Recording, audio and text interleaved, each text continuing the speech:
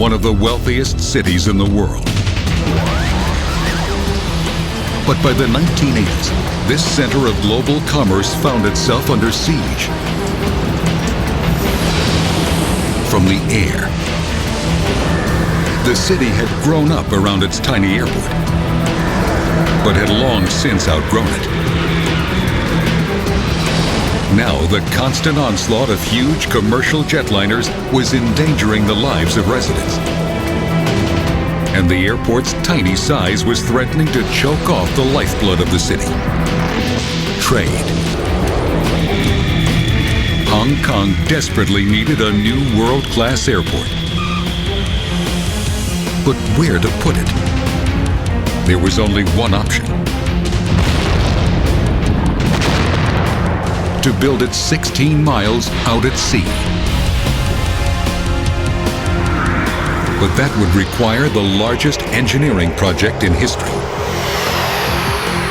It would mean building the longest bridges in the world and massive new underwater tunnels, 22 miles of new superhighway and high-speed rail. Builders estimated the project would take decades, but they were given only 7 years. Could engineers and builders working on an absurdly tight deadline pull off a project this extreme? And would building such colossal structures only invite disaster in the future?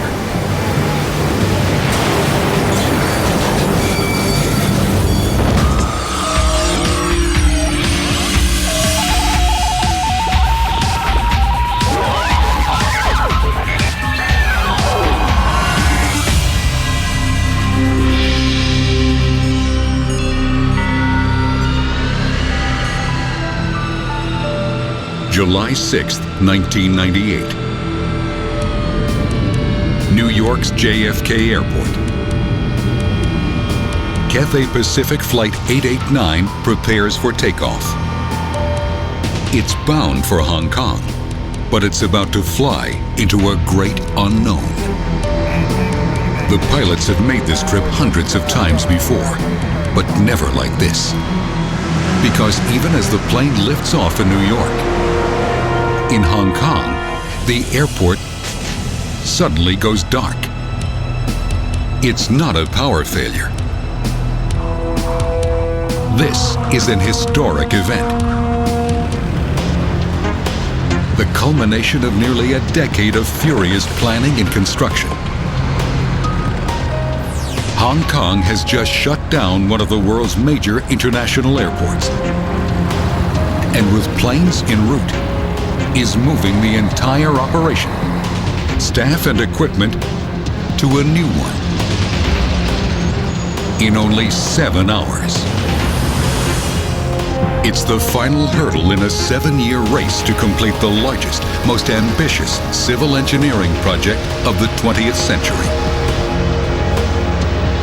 It all began in the 1980s. When Hong Kong faced a critical turning point.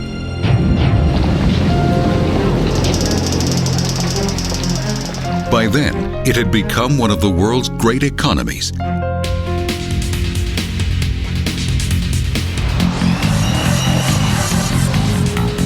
But these towering skyscrapers masked a glaring weakness. Kai-Tak Airport.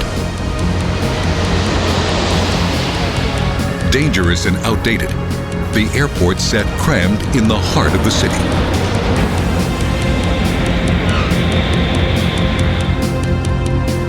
Kai-Tak made every flight into Hong Kong a white-knuckle flirtation with disaster, forcing massive jumbo jets to steer past mountains and skim the tops of apartment buildings in order to reach the tarmac.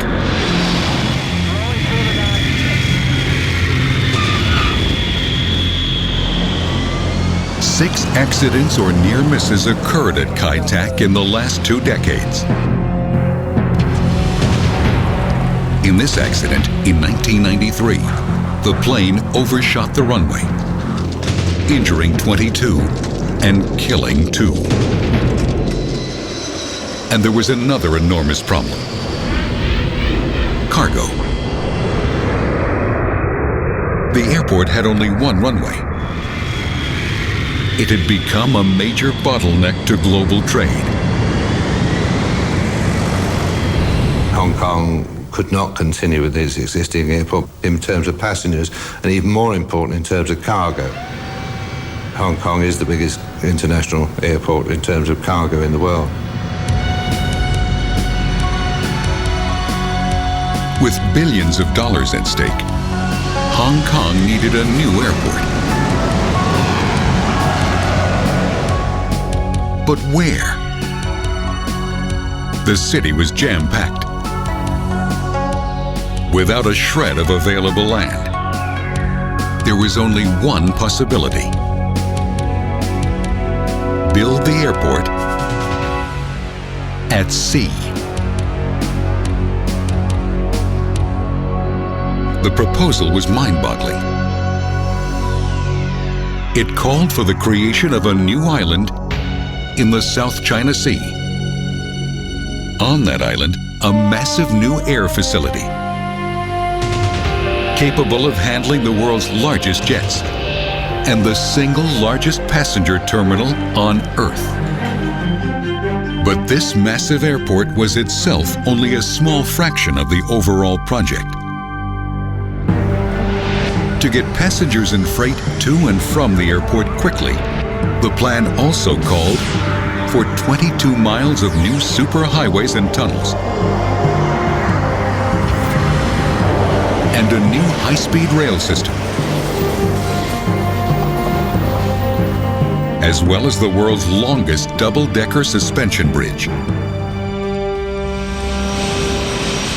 Hong Kong's planners knew that without a new airport, the city would soon no longer be competitive in the global marketplace.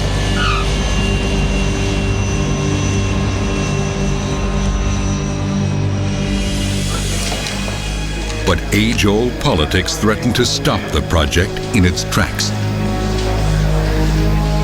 Hong Kong, a British possession, was about to be returned to China. More than a century earlier, during the Opium Wars, Britain had captured Hong Kong from China.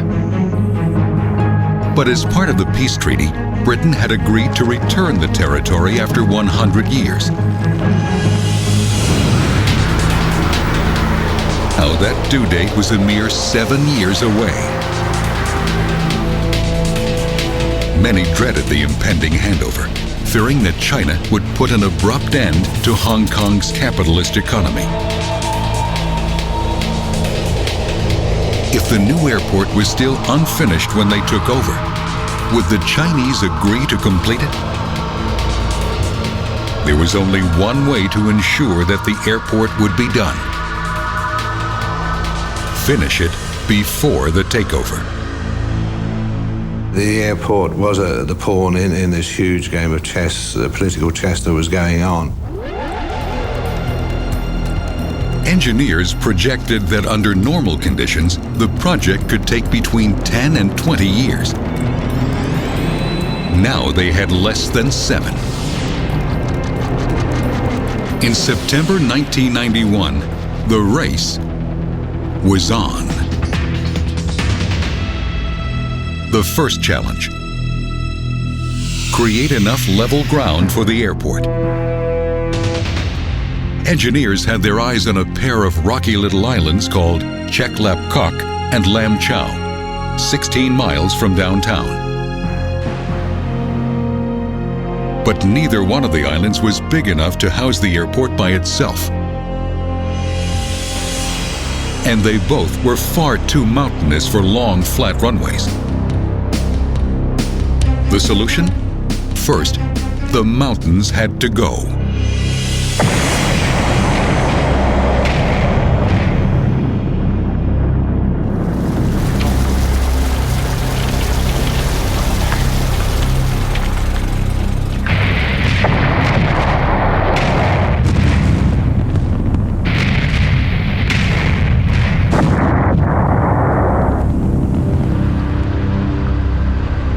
towering heaps of blasted rock as far as the eye could see, an army of workers was brought in. Their mission? Move 200 million tons of rock.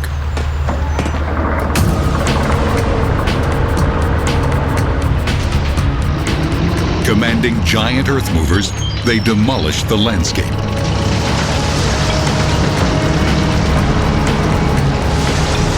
Carting away hundreds of millions of tons of rubble.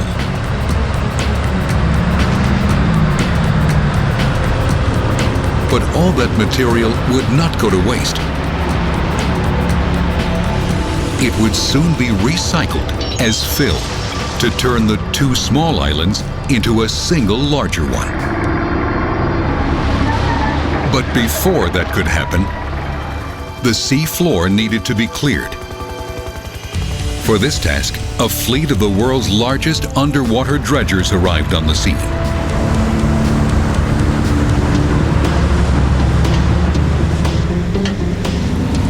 Like giant vacuum cleaners, their underwater hoses scoured the ocean bottom, removing a layer of soft mud 40 feet thick to expose the stable rock below. The cleared seabed provided a solid base for what was to come next. A layer of sand, followed by the pulverized remains of the island's mountains.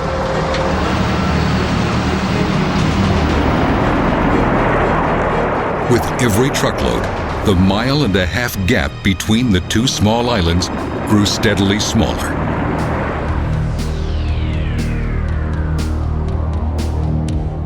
Everybody was under extraordinary time pressure. It was one of the world's biggest land-moving exercises in the history of the world.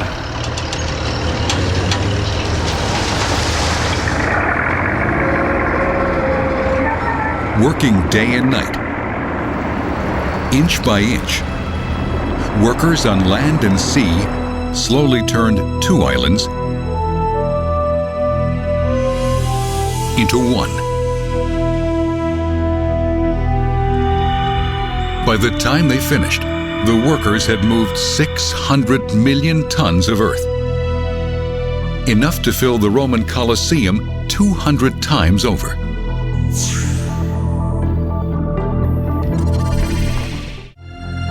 As the airport island was taking shape, construction crews had begun the daunting task of connecting the island to the city. Plans called for new tunnels, bridges, and highways to be built across 22 miles of land and water.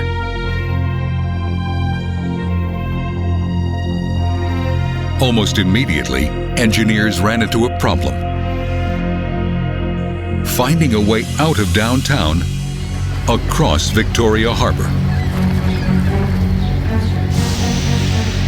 Two automobile tunnels had already been built in the harbor decades earlier, but they were now overloaded with traffic, sometimes causing 2-hour traffic jams at rush hour. A third, much larger tunnel was needed. It had to be wide enough to carry 6 new lanes of traffic and long enough to span the 1-mile underwater crossing.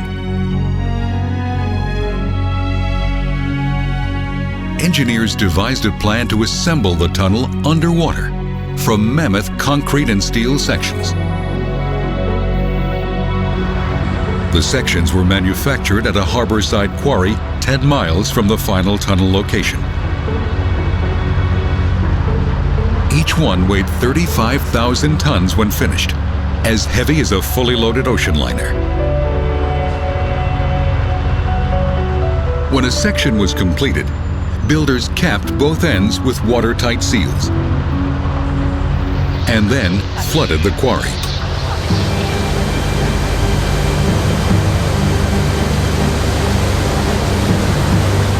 The massive tunnel sections were then floated out into the harbor.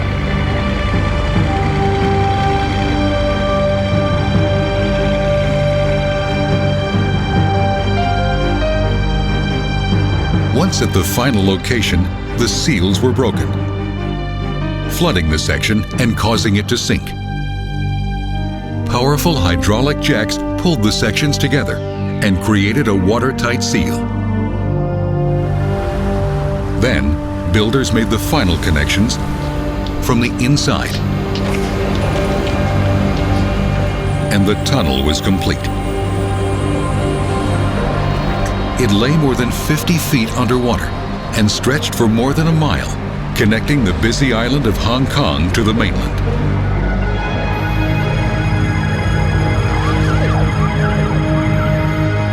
With one waterway conquered, an even greater challenge loomed. Along the proposed route from downtown Hong Kong to the airport, there was another major body of water to cross. A 3-mile span from the mainland to North Lantau Island. Initially, planners hoped to build another underwater tunnel here to carry airport traffic. But the channel turned out to be too deep, and heavy shipping traffic at the surface would have made underwater construction far too dangerous. So engineers had to come up with another solution. It was as bold as it was breathtaking. They proposed not one, but 2 massive bridges, long enough to span the waterways and high enough to allow even the most gargantuan ships to pass underneath. The longer span, more than 1.5 miles long, would be one of the longest suspension bridges in the world. But it was a risky proposal. The bridge would need to withstand one of the most destructive forces on Earth: typhoons. Packing devastating winds up to 200 miles per hour. As many as 8 typhoons slam into Hong Kong each summer. Any bridge built here would have to first prove its strength.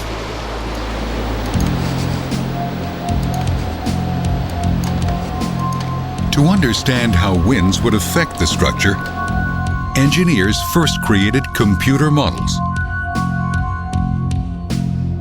This model simulates the motion of the suspension bridge in a 40-mile-an-hour wind, amplified 1,000 times, allowing engineers to identify potential design flaws.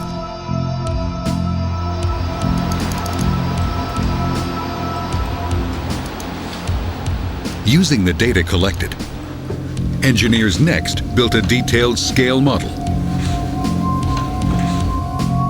They placed it in a high-speed wind tunnel and subjected it to a simulated Category 10 typhoon.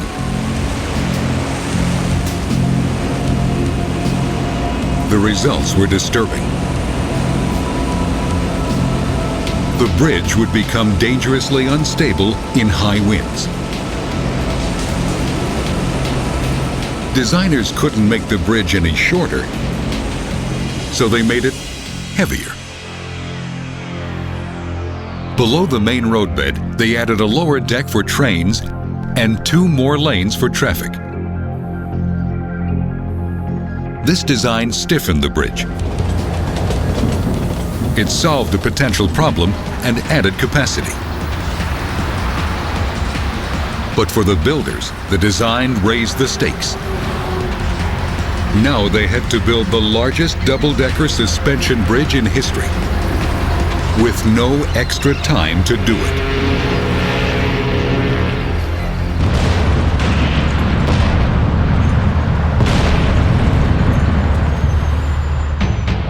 First, the building site was leveled.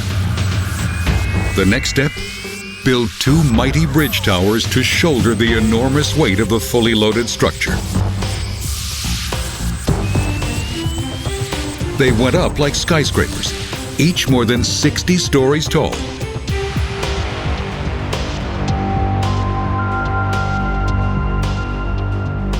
From these dizzying perches, heavy steel suspension cables would need to be hung to support the massive road deck.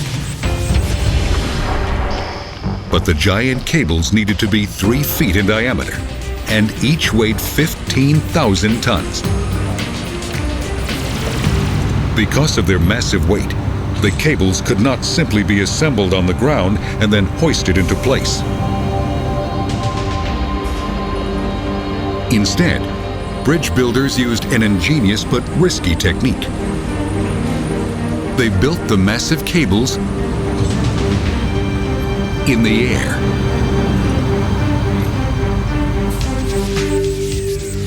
Two spinning wheels shuttle several small strands at a time back and forth across the towers, each pass adding girth to the massive cables.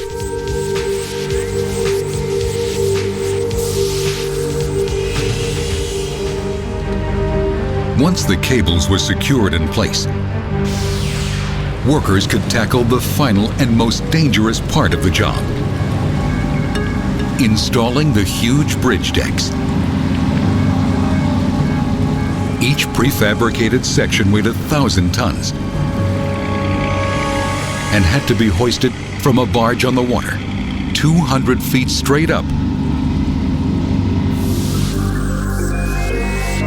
Starting at the center and working out toward the towers, builders painstakingly raised each deck section into place.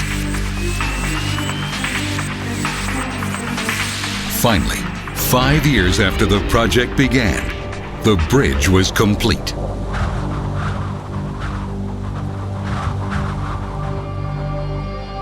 It was quite staggering to me and to others, I think, that we had constructed this monument, the sort of bridge to the future. The completion of the bridge and the tunnel provided the two crucial water links on the route from the city to its new airport.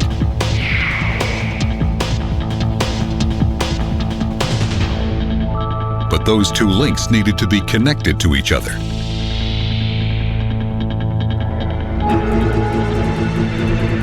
The project called for two brand new highways. The first, the Kaicheng Expressway, would take traffic from the tunnel 6 miles down the coast all the way to the new bridge.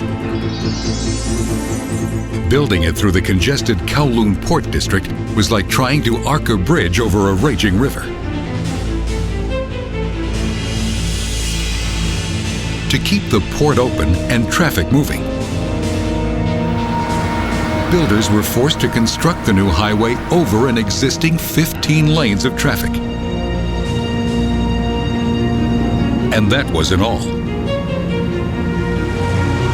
To minimize traffic slowdowns, the construction crews could only work at night.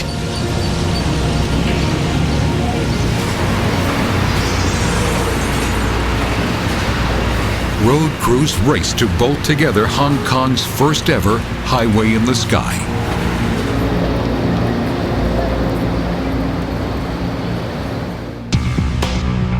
Meanwhile, the other highway, the final link in the chain, was also under construction. This 8-mile road, called the North Lantau Expressway, would take traffic from the bridge to the airport. But this last leg also presented a major engineering challenge. The terrain where the highway was to go was made up of rocky, steep hills.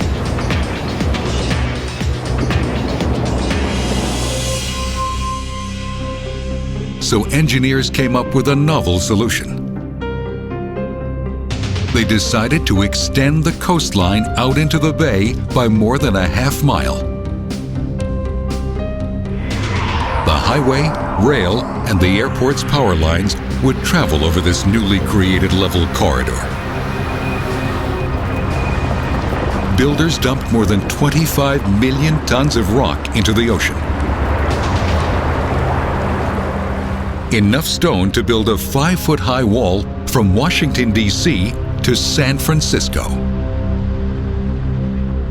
As a consequence of the high level of activity, we actually crammed into 4 to 5 years, 10 to 15 years of work effort.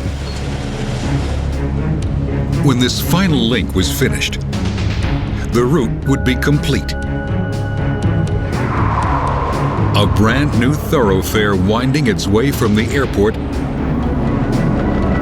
along 8 miles of coastal highway, across one of the world's longest suspension bridges, over 6 miles of elevated highway, through an underwater tunnel into downtown Hong Kong.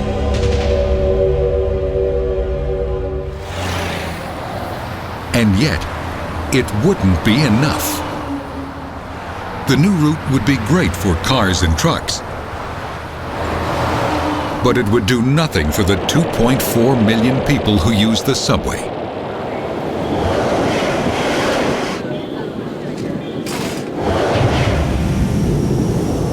So engineers decided to add an ultra-high-speed rail line. It was an historic first.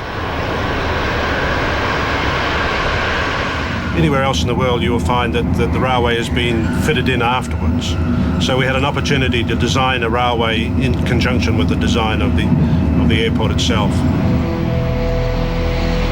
The new Airport Express would need a 15-acre station downtown. Hong Kong didn't have 15 feet. Planners were not to be denied. Engineers created 50 acres of new land in Victoria Harbour.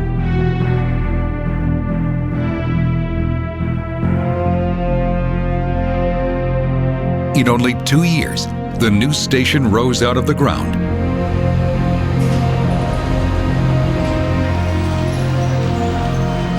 A foyer to the distant airport. Here, passengers could gather, check their bags onto their flights, and settle in for a 20-minute ride. Beneath the harbor, across the bridges, along the coast, and step off the train inside the world's largest passenger terminal.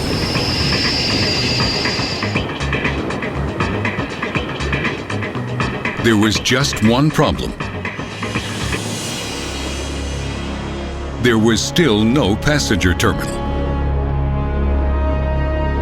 With only 2 years left on the ticking clock, construction finally began on the terminal complex. The plan called for the largest enclosed space in the world, more than a mile long.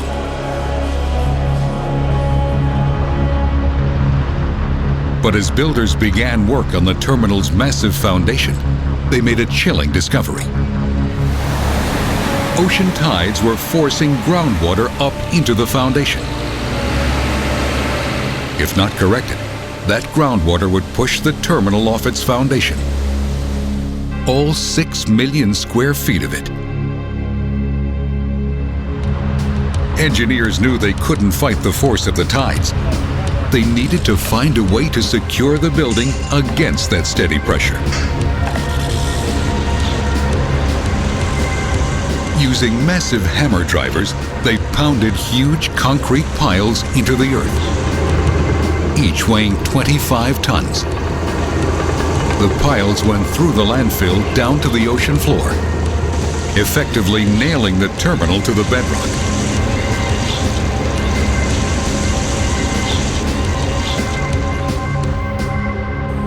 With the foundation secured, work on the terminal itself could begin. It was to be the crown jewel of the entire project. A passenger terminal of epic proportion. Its unique design was symbolic of flight. But just as construction was about to begin, project managers came to another disturbing realization. There was simply no way they could build the terminal fast enough to make the looming deadline. Project managers were forced to enter a new series of negotiations with the Chinese, who were getting ready to assume control of Hong Kong in less than 2 years. While negotiations continued, engineers pressed ahead with the daunting task of raising the terminal roof. Luckily, the design itself was remarkably simple. It was made up of a repeating lattice of steel trusses that could be mass-produced on a gargantuan scale.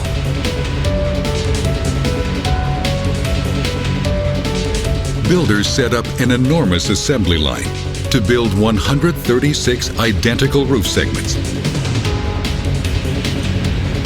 each weighing 140 tons and crafted out of more than 100,000 individual pieces. But the roof segments were so large, they couldn't be moved with existing equipment. So engineers came up with this. A behemoth robotic transport crane, piloted by a single operator with a remote control.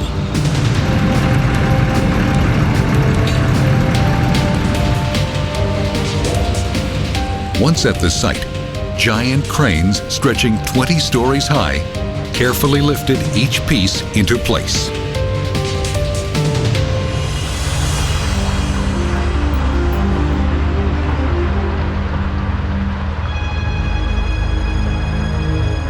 On the other side of the island, workers erected the airport's air cargo terminal. A state-of-the-art facility, it was designed to handle the flood of containers that would pour through the airport every day. July 1st, 1997. The day of the handover is here. For the first time ever, a democratic society with a free market economy is turned over to communist control without a shot fired or a voice raised in protest.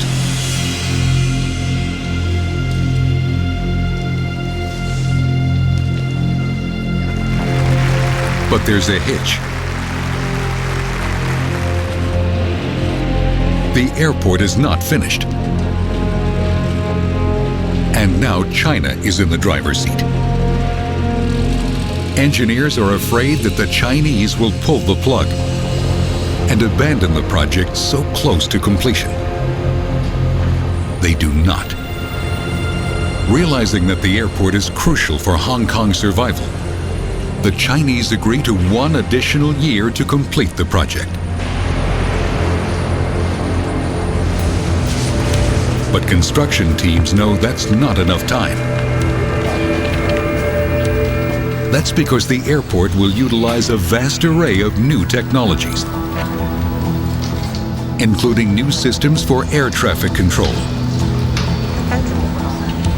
flight information, customs screening, and security. The 1-year deadline leaves insufficient time for testing these new systems. But on July 6, 1998, time was up. 7 years of round-the-clock construction, a $20 billion price tag, and 10 million man-hours had come down to this. One final challenge, perhaps the most ambitious of all. Shut down the old airport, divert all traffic, pack up staff and equipment, and relocate to the new airport in just 7 hours.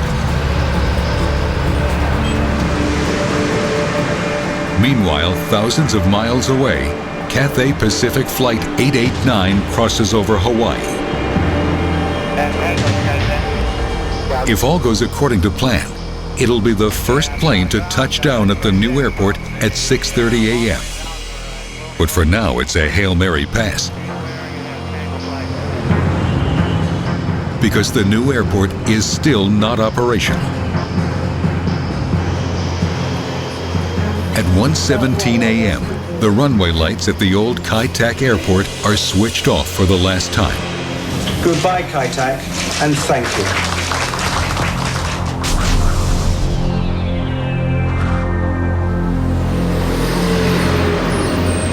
The massive road, rail, air, and sea lift gets underway. It will take more than 800 trips to ferry the critical contents to the new Hong Kong International Airport.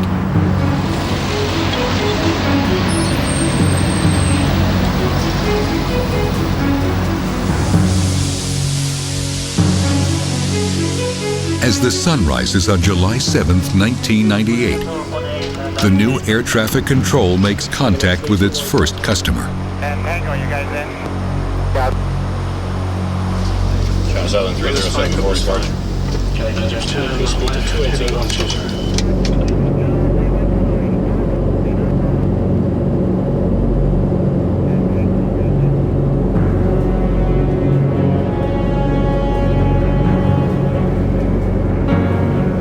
At 6:25 a.m., Flight 889 touches down on the north runway. Hong Kong International Airport is up and running. It was great excitement, right? This was the very first aircraft that landed with passengers. Everybody is very happy, very celebratory mood. But elation quickly turns to concern. One of the critical systems suddenly gives out, wreaking havoc in the passenger terminal. It's the flight information system. Monitors go blank. Aircraft gate assignments tangle. And thousands of passengers are delayed. And that's not all. Across the tarmac at the air cargo terminal, things are even worse.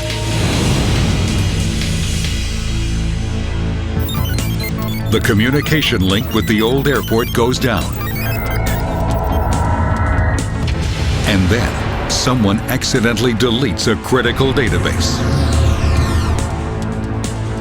The most technologically advanced airport in the world is now forced to sort all cargo by hand. But they can't keep up. Soon the tarmac is packed. The airport is forced to turn away 55,000 tons of freight. It's a discouraging opening day. Within weeks, passenger numbers begin to climb. Things are almost running smoothly. More than 500 flights arrive or depart each day, double the traffic handled by Kai Tak at its busiest. The cargo terminal also gets the kinks out. Just as planned, the vast maze of fully automated lifts and cranes moves, sorts, stacks, and transfers more than 4,000 tons of cargo a day. Everything from lobsters to helicopters. Life was returning to normal for the young airport. Until Mother Nature came calling. Only a year after the grand opening, Typhoon Sam slammed into Hong Kong. Winds gusted over 100 miles an hour. Right in the middle of the storm, China Air Flight 233, carrying 315 passengers, began its final approach. the plane had already tried once to land, only to abort and return to the skies. In a fateful decision, the pilots attempted another landing.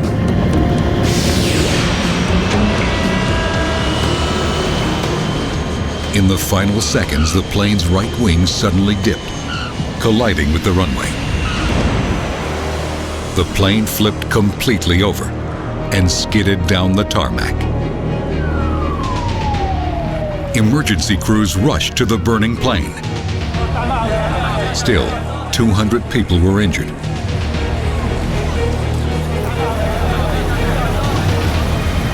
And 3 died.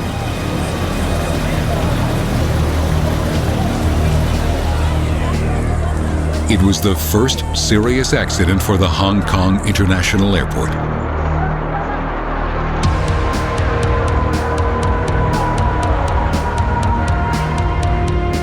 It led to stricter flight rules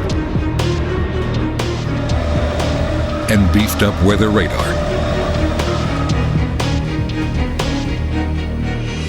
The new infrared system will most likely help to prevent similar accidents in the future. But what about the terminal itself? Can such a huge open structure really stand up to the worst that Mother Nature can throw at it?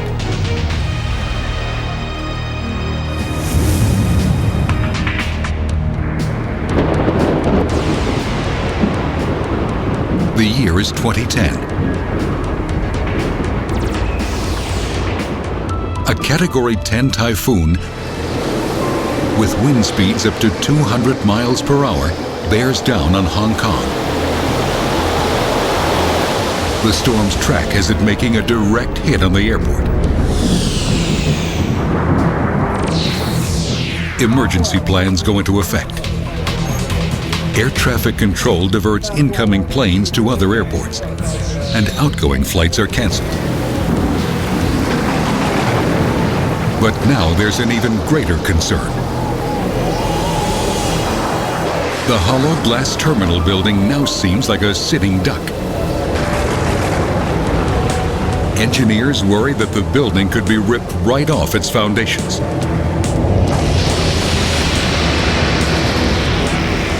The building trembles and groans.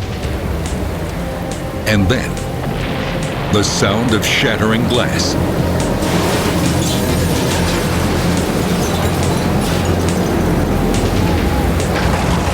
It's a terrifying occurrence, but it actually relieves the pressure from the wind.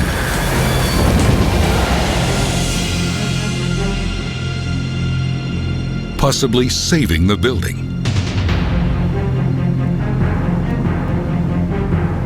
The largest enclosed structure in the world survives with minimal damage.